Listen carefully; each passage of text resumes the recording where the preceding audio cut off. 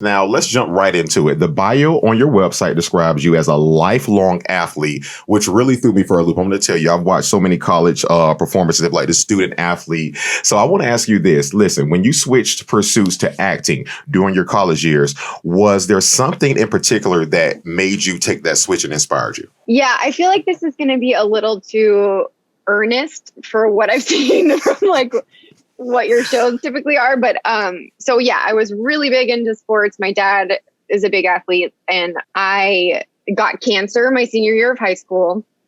And then when I finally did go to college and I was like playing tennis, I wasn't as good as I was prior to getting sick. And I also, having gone through that obviously life-changing experience at such a young age, I kind of realized like, oh my God, I was so repressed. Like I never cried. I was a super like even keeled, trying to make sure everyone's happy, people pleaser type of person. And I just realized like, oh, I need to really tap into my emotions and like deal with my stuff. A friend suggested that I take an acting class, and I found it was really helpful for me just on a personal and spiritual level. Like it really wasn't a career thing at first. It was just very cathartic, and it felt like a safe place to express emotion where it was welcome, where it wasn't going to offend anyone. And yeah, that's kind of why I switched.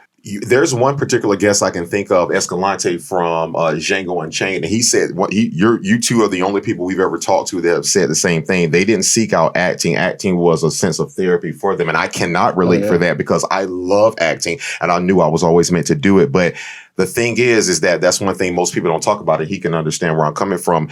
If you're in a place of not just saying depression or a place of trying to find yourself, and no matter what the avenue is, you want to go down that path. And I'm happy that you found acting and clearly it's accepted you.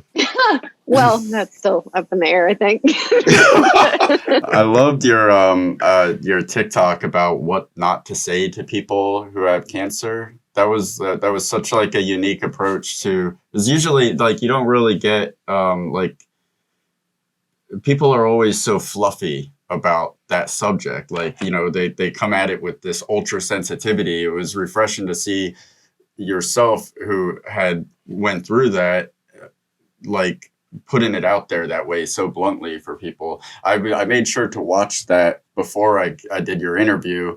That way I'm like, all right. And then I ended up not even bringing it up because I didn't want, like, I feel like that would have been so predictable. Like, oh, please tell us about your experience. Like, it must get so, and I didn't even realize that it was a catalyst in your decision to go into acting. That's really cool. Yeah, well, and to be fair, like I have had cancer twice, so it's, you know, like it was a catalyst to that, and then it has since become now like more material. I just mine my life for material constantly, so that TikTok was more based on the second time, because the first time I was very like, I don't know if you've talked to a lot of cancer survivors. A lot of times you're like, oh, like it was the best thing that ever happened to me. It was this huge lesson.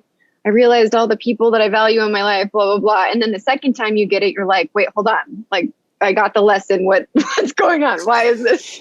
One of the guys, Travis Kleiber, that helped on our last movie, and I say help, he did pretty much everything that was needed. He it's like 3 or 4 times he's been back to the hospital to like the war is ongoing with him. Like he keeps going back. I think he was in remission when we were shooting, and it's just, that was the first person that I met that that I could speak to candidly about the experience. And it's just so, it was interesting to me what it does to like the way I worry about going about stupid little things. Like I'm paranoid about things that could bring harm to me. I noticed that it changed his perspective on like, yes, life is like hanging by a thread, but it's like that for everybody. Like you could walk outside and get hit by a car, and he's just like I don't know how I would be so I am fixated on mortality, even like someone that's never had to face it in that way. And I think that was the biggest thing for me with him was like, how do you, like, that must be so exhausting to have to come to terms to that extent with mortality. And like, how do you come away from that? Like how does that change you as a person? he's one of the coolest guys we know. Like, you live for today. I know that for some cancer patients, it's very much like they fully buy into the like war analogy, and that's how they decide to view it. It personally, especially now, really rubs me the wrong way in terms of, and this is not to disparage anything you said. It's like in the zeitgeist, like everyone says it. It's like how people view cancer. I mean, if you don't see a cancer commercial and there's not somebody shaving their head in the beginning of it and having this emotional moment and then fighting, like they have all these women boxing for breast cancer. Like, anyway, for me, it's very much not a battle, and it's sort of like a surrendering and breaking open. And I think that's basically what life is. So I think it's almost like life in a microcosm, and you get to experience it more fully during that time. But I just have to say, for the people out there who are like me, who fucking hate the battle metaphor, I see you, I hear you, and I'm on your side because I feel like it's played out. Like, I feel like we need to somehow... It shouldn't be commercialized. It shouldn't be it's not like you just said. It's this for cancer, that for, like, no, listen, everybody's dealt their cards. Live your life and do the best you can with it. You're no better than someone that has AIDS or depression. Like you just say, you don't want what you're dealing with to be commercialized. Like, listen, let's fucking fight and deal with it ourselves. I like that. I can't remember what comedian it was, but it was such a good point. You're like, using that analogy is also to insinuate that somebody has lost the fight.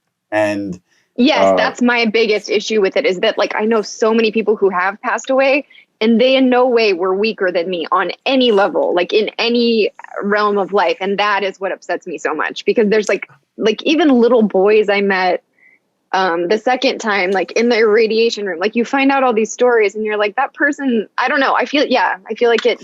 Well, and Norm Macdonald said it. I love what he said. He was like, rest in peace. Correct. Recently, rest in peace. Yes. He said, what nobody really, when the draw, right? Yeah, well, yeah. It's like, because when you die, you kill the cancer too. So at the end of the day, boom. You know what I was going to say? Call that a draw. Draw. Now, I think both of you framed that perfectly. But let me ask you this: what if we talk about framework in 2009? You tried to do that segue. But no, she didn't see that. You saw that. So now it's not a segue. I wasn't ready to move on yet. Neither was I.